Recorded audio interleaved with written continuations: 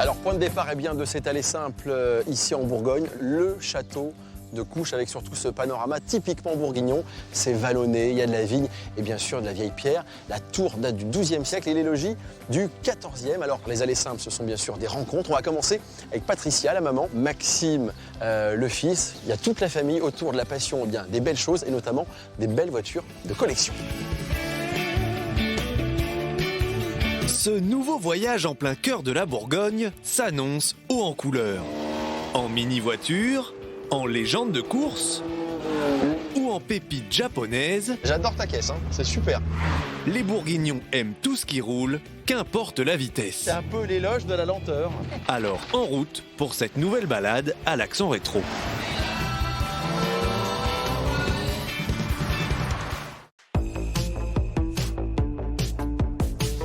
Au château de Couches, 4 modèles d'exception attendent déjà Grégory. Patricia, Maxime, merci de nous accueillir ici parce que l'endroit est quand même juste sublime. Alors, c'est une vraie histoire de famille. Tout à fait, c'est exactement ça et c'est un vrai plaisir en commun. Tout s'associe, le patrimoine de la voiture, le patrimoine architectural et les vins de Bourgogne. Le cœur de cette famille bat pour l'automobile de collection. Alfa 1900 CSS, Jaguar Mark 7, Corvette C2, mais aussi une Mercedes 190 SL bien particulière. Et c'est une voiture que tu avais, qui a été vendue, et c'est ton fils qui l'a retrouvée. Absolument. Je ne pouvais plus rouler avec la voiture. Tu sais qu'il faut que les voitures roulent. C'est hyper important. Voilà, il faut qu'on s'en occupe comme les femmes. Et nous avons vendu la voiture et j'ai regretté. Et Maxime a eu la gentillesse de pouvoir... Et donc elle est revenue dans la famille. Tout à fait. La famille a même fondé l'atelier 46, où ils entretiennent et restaurent des voitures exceptionnelles, à l'image de cette mythique américaine. Là, effectivement, on a refait un moteur complet. Alors là, c'est un gros, c'est un 427, c'est un 7 litres. C'est ça. Là, c'est tout neuf, tout neuf. Donc là, le moteur, il est en rodage. Voilà. Allez, quelle année, celle-ci? Celle-ci est de 1966. C'est beau, Après cette mise en bouche, l'heure est venue de prendre la route. Et pour découvrir ce coin de Bourgogne, cette Mazda MX-5 RF n'attend plus que Grégory. Tu as les clés du bonheur? Non. Non, ça c'est quoi ça, tu permets? Ça c'est la chapelle, ça. Ça c'est la chapelle. C'est génial. La clé est Ça d'époque. démarrera moins bien. Pour la MX-5 c'est compliqué. Et voici Merci. les clés de la MX. Max, à Bonne bientôt. route, Grégory. Patricia, À bientôt. merci, à très vite. À bientôt Grégory, merci. Allez, nous on file. Allez, simple ici, en plein cœur de la Bourgogne.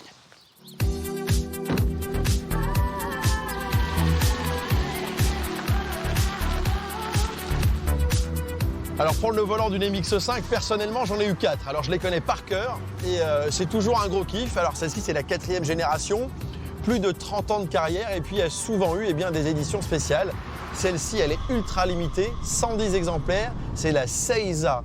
En japonais ça veut dire constellation, mais ça veut dire également la bonne posture, la posture du samouraï. Alors je ne sais pas si j'ai la bonne posture, mais je peux vous dire que la position de conduite dans une MX-5 a toujours été bien travaillée et effectivement bien assis. Les séries spéciales sur la MX-5 sont une vraie signature pour Mazda. En plus de 30 ans de carrière, des centaines d'éditions limitées sont sorties à travers le monde et cette dernière génération n'échappe pas à la règle pour le plus grand plaisir des amoureux de ce cabriolet. Et depuis 32 ans, la MX-5 donne du plaisir aux propriétaires de ce petit roadster qui est toujours hyper craquant. Et c'est aussi ce qui explique le succès, c'est le roadster le plus vendu dans le monde. Pour mieux comprendre la passion qui entoure cette marque japonaise, direction le domaine de Chai. C'est le seul château de Bourgogne appartenant à un propriétaire japonais. Salut les gars, comment ça va? Salut. Ludovic, Romain, Jérémy, Arnaud et Jérémy roulent tous en Mazda. Et ce bourguignon possède même les 4 générations de MX-5.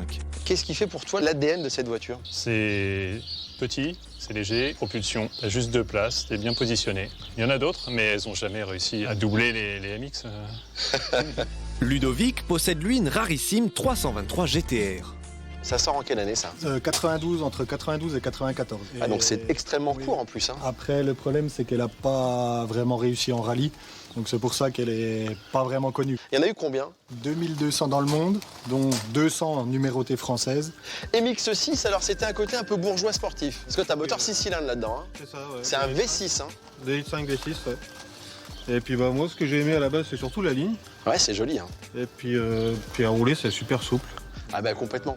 Arnaud, de son côté, a craqué pour la RX8. Pareil, c'est quoi? C'est la sportivité de la marque Mazda qui a fait qu'à un moment, tu t'es dit, je veux ça? La sportivité et puis surtout son moteur Wankel. Ah ouais, moteur rotatif. Elle est toute d'origine, c'est Ouais. la version R3. Et il n'y en a eu que quelques-unes en France, il y en a eu 80 à peu près en France. Donc moi c'est une version anglaise. Ouais, c'est une anglaise, t'as le volant j'allais dire du mauvais côté. C'est ça. Jérémy a lui aussi importé une Mazda d'outre-Manche, la légendaire RX7. Elle est belle cette voiture, elle ne vieillit pas. Ça fait quasiment 300 chevaux, ça, non? 255 d'origine. Ce qui est très sympa aussi, c'est que quand tu rentres à l'intérieur, tu vois que tu as vraiment c'est l'impression du cockpit. C'est orienté pour le plaisir de conduire. Clairement, là, quand on s'assoit dedans, c'est vraiment, on sent que déjà c'est pas prévu pour des gros gabarits. Et après ça, on est super maintenu de tous les côtés. On est vraiment, comme tu dis, dans un cockpit. Un mot pour désigner Mazda. Juste un mot. Le plaisir. Différent, hors du commun. Passion. Atypique. Et la compétition. Bon, on y va les gars? C'est parti. Allez, en voiture. L'heure est venue de faire résonner le Japon dans la campagne bourguignonne.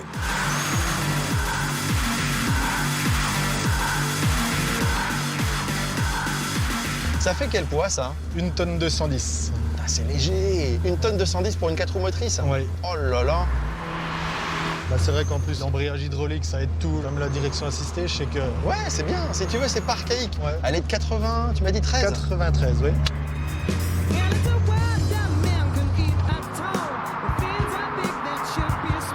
Là, sur les petites routes, là, c'est le jouet idéal. Parce qu'elle est compacte, tu l'appréhendes bien. J'adore ta caisse, hein. C'est super. Sachant que je n'ai jamais vu un voyant s'allumer en 14 ans sur cette voiture. Et t'as roulé quand même. Et j'ai roulé et je n'ai jamais eu de problème, que ce soit mécanique ou électronique. C'est ça qui est dingue. Fiable, fiable, fiable.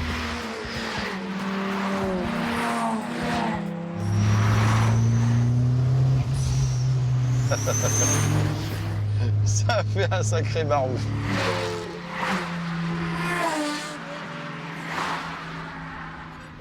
Après cette belle virée nippone, retour au calme au volant de la MX5 dernière génération. À quelques kilomètres de Beaune, Grégory s'apprête à faire un saut dans le passé. Yves l'attend à la pompe. Bonjour monsieur. Comment ça va? Bah ça va bien. Le Bel Air est la station-service mythique de l'ancienne et légendaire National 6. Génial l'endroit. Jusqu'en 1971 et la création de l'autoroute, c'est ici que routiers, travailleurs et vacanciers s'arrêtaient pour se ravitailler. Ça-tu du pompiste des années 60? Alors ça, cette tenue, elle a toute une histoire. Quand j'ai commencé mes études, j'étais l'été pompiste D'accord. et cette tenue, je l'ai conservée. Alors je devais être plus petit, je sais pas. Grâce au travail extraordinaire des passionnés du club d'automobiles anciennes de Beaune, cette station reprend vie comme à la grande époque. Mais là, ça bosse, hein? La partie graissage, vidange. Bon, les gars, ça marche ou pas, là? Il est en train de mettre de l'huile dans l'eau. Oh ben Non, il est incroyable. Je veux dire qu'il s'éclate. Hein. On vous laisse bosser, hein. Je sais pas qui est la 203, mais il va pas être content. Bon. Alors ici, on passe à la caisse. On passe, c'est le trésorier? Bonjour. Avec les journaux d'époque, l'autojournal, quelle année? L'autojournal 69. 69. Les gars, franchement, vous êtes au top du top du top. Yves, écoute, merci pour ton accueil. Oh ben écoute, Et tu remercies tout le monde. C'est Je un file. grand plaisir. Allez, on repart sur les routes de Côte d'Or. Allez, à bientôt. Salut. Salut. Bye.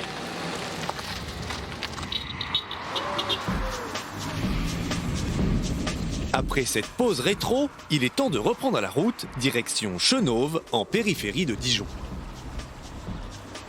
Alors, cette édition spéciale Hérite, vous avez différents moteurs dans la gamme sur la MX5, mais là, vous avez le gros moteur, le 2 litres, qui fait 184 chevaux, une zone rouge à plus de 7000 tours, donc c'est un moteur très élastique, ça marche super bien, ça fait 1100 kg, donc c'est léger. Et avec ce moteur, la MX5 offre même des performances dignes d'une GTI, avec un 0 à 100 abattu en seulement 6 secondes 5. Rupteur à 7500 tours, c'est très linéaire mais c'est hyper sympa et surtout vous avez une bonne direction, un châssis bien posé, c'est ludique. Et alors là sur les petites routes de Bourgogne, c'est le panard. Là est la force majeure de la MX5 depuis plus de 30 ans. Pas besoin de rouler à vive allure pour prendre son pied au volant. À À 80 km/h dans la campagne, le plaisir est déjà total. Ah, cette Bourgogne avec ses petits villages. On a vraiment la voiture parfaite parce qu'on ne roule pas à bloc. C'est vraiment la petite route, l'équilibre. Alors déjà, l'équilibre des mâts, 50-50 sur cette MX-5. C'est une voiture qui est dédiée au plaisir. Après une quarantaine de kilomètres, Grégory fait escale à Chenôve. Et il n'est pas au bout de ses surprises. On garde la distance réglementaire. Chez Factory Motors, on en prend plein les yeux. De Ferrari à Lotus, en passant par Aston Martin ou Porsche, toutes les marques les plus prestigieuses et sportives du marché sont là. Et ce n'est pas tout. Allez, je te suis. Merci. Vous allez voir, c'est fou. Voilà, Ah, il y a un petit peu de matériel quand boîte à même. jouer. Z8, Z3M, série 7, M5 compétition, les plus folles BMW produites ces dernières années sont rassemblées ici. Complètement rangé dans la chronologie. Alors celle-ci, je la connais du Tour Auto. D'ailleurs, voilà. elle a ses petits stickers. Celle-ci, elle a ses petits donc, stickers a fait qui vont 6 bien. fois le Tour Auto, en effet. Donc la fameuse 2002 Turbo, ouais. La première Grise, voiture de c'est rare, série elles sont avec un moteur souvent turbo. blanches. Blanche, ouais. Et en Ouais, gris, blanc comme ça, on n'en alpin. voit pas souvent. Ouais. Très très beau ça. Alors, Tout à fait. ça, elle est sublime celle-ci. Ouais, M635 CSI, donc moteur de M1, tout simplement. 286 Je chevaux. faisais que ouais. 277 sur la M1, donc même plus puissante qu'une M1, un peu plus récente aussi. D'ailleurs, je pense que c'est intéressant de le Savoir le de cap, voir. ouais. Pour les connaisseurs, ce fameux bloc qu'on verra dans Bah, ce d'autres qui châssis. est important chez BM, et notamment sur les versions M, c'est toujours le cœur C'est ça, et le fameux 600 lignes. et le fameux 600 lignes. Ça, c'est un moteur fabuleux. Le bruit que ça miaule, ça, Ouais. ça on aime. Et la dernière de la collection, la première M5 des années 80. On a l'impression que le kit carrosserie, la jupe, les bas de caisse, etc., ça fait un peu rajouter. Mais ça, c'est vraiment C'était d'origine, là-dessus. ouais. Moi, ce que j'aime beaucoup, ça, c'est très kitsch. Hein. Les petits essuie-glaces sur les Ça, feux. c'était une option. Et puis, on vous rendez compte. Et avec cette M5, BMW a fait encore plus fort. Et c'est ce que nous allons découvrir dans un instant sur le circuit de Dijon-Prenois. Tu vois, ce qui est complètement dingue, quand tu montes à bord de ces BM des années 80, cette position de conduite qui est toujours excellente. Et ça fait vraiment partie de l'ADN de la marque. Hein. Ah ouais, c'était une révolution dans les années 80, en effet. C'était vraiment la première marque à confectionner ce cockpit vraiment autour du pilote, on peut dire, puisque t'en parles aussi pour les sièges. Voilà, on est toujours Alors, c'est assez ferme, bas. hein. C'est ferme, c'est les on est sièges bas de parce sport. que effectivement, plus on est assis bas, plus le centre de gravité Et bas. est bas et mieux c'est pour la conduite. Ouais, et on ressent sa Et voiture. on sent le châssis, tout à fait. Alors c'est aussi cette espèce d'onctuosité du 6 cylindres. Là on est sur de la petite route, on monte. Ouais, c'est très linéaire, puisqu'on est sur donc un moteur 3 litres atmosphérique. Donc là, tu peux y aller, tu peux prendre des tours. Et là, on est dans une BM. Là on est dans une BM, c'est clair. Si cette M5 est impressionnante, que dire de cette version taillée pour la course?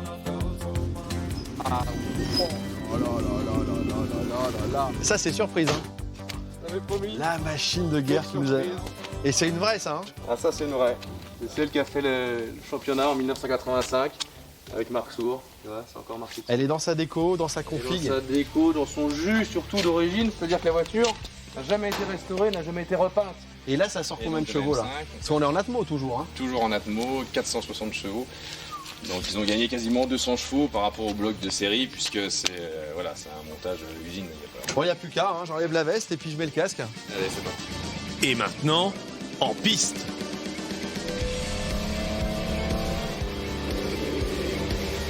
Alors c'est un énorme privilège que me fait Seb et toute la bande de Factory Motors.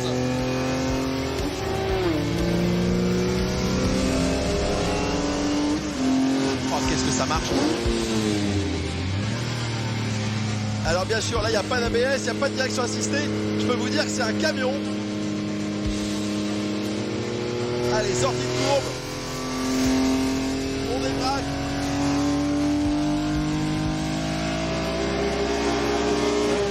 Voilà, 460 chevaux de bonheur. La pureté d'un moteur Atmo, d'un moteur comme celui-ci.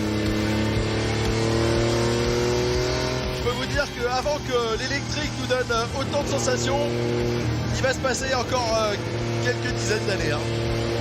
C'est fou. Après ces tours de piste mémorables, prenons le temps d'observer notre MX5 RF au château de Couches. Dans sa livrée Seiza Édition, ce roadster reçoit une teinte bleue cristalline et un intérieur en cuir blanc. Avec ses jantes BBS de 17 pouces, cette combinaison offre un cocktail parfait entre élégance, sobriété et sportivité. Seule ombre au tableau, une interface multimédia au design daté qui mériterait d'être remis au goût du jour.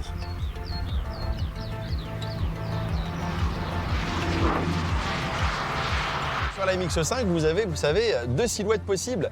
La silhouette vraiment roadster, et là vous avez la RF avec cette ambiance un peu targa. Alors, le toit est automatique. Vous pouvez la décapoter jusqu'à 10 km/h. Ça, c'est un peu dommage. 10 km/h, c'est un peu court. Globalement, c'est à l'arrêt. Mais bon, c'est pas méchant, hein. Vous vous arrêtez, ça prend 12 secondes et c'est réglé. Allez, toujours sur nos belles routes bourguignonnes, on va rejoindre un passionné. Il est artiste peintre, il s'appelle Jean Do. Je pense qu'on va passer un très beau moment parce que là, pour le coup, c'est atypique.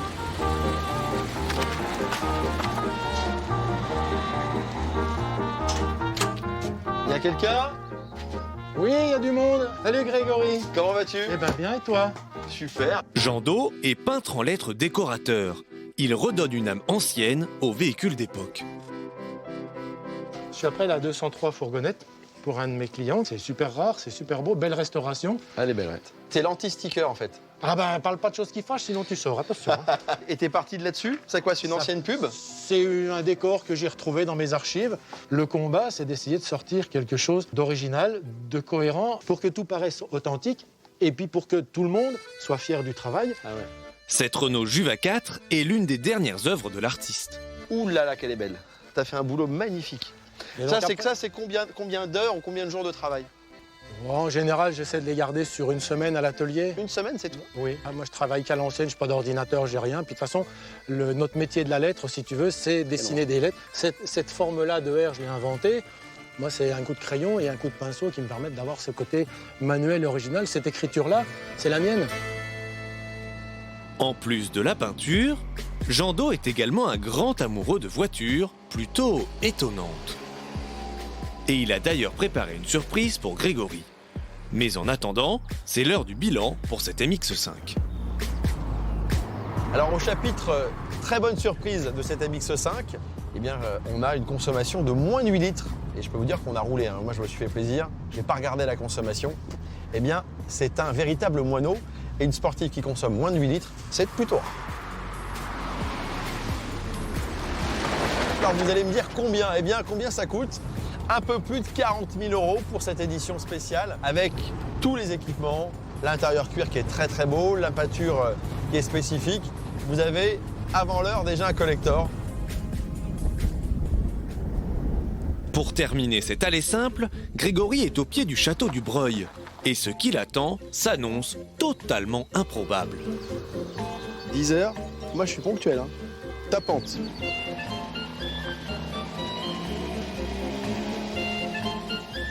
Voilà, je comprends mieux le retard.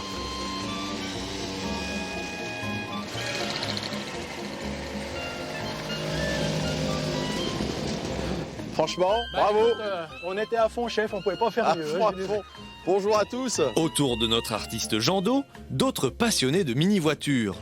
Avec plus de 30 000 exemplaires construits, la plus populaire, c'est elle, la Vespa 400. C'est quoi, c'est des moteurs 2 temps là-dessus? Alors c'est des moteurs 2 temps, Je bicylindres. vous ai vu arriver, j'ai vu un panache de fumée aussi. Oui, ça fait. Et puis le bruit est assez caractéristique Exactement. quand même. Hein. Oui.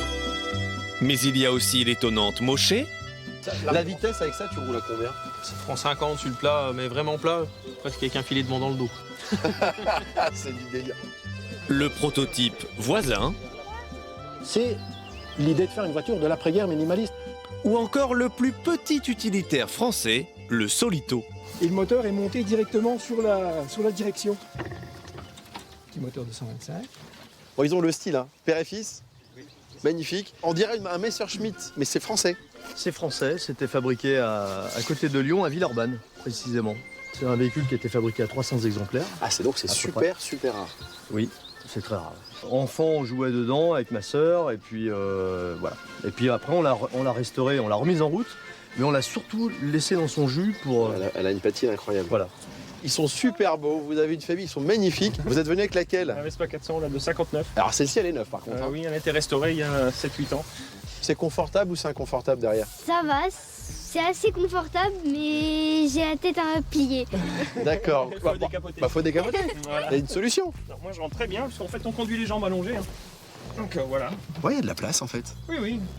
Bon, du coup, est-ce qu'on n'irait pas se faire une micro-balade? Il va falloir qu'on te baptise parce que tu sais pas ce que c'est que de voir des vraies voitures. C'est dans la Vespa 400 de Jacqueline que Grégory s'installe pour une virée haute en couleur. Tout est extrêmement minimaliste. Hein. Le volant en bakélite comme ça, tout simple. Je trouve que c'est pas inconfortable moi, en suspension. Par contre, au niveau du tableau de bord, vous avez juste la vitesse. Il n'y a rien d'autre.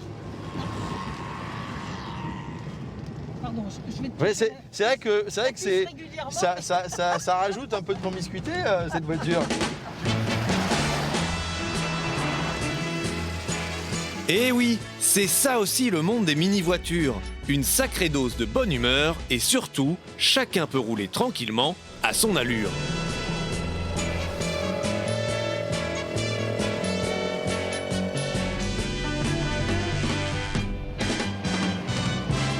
Il nous suit avec sa trapanelle. Hein. Ouais.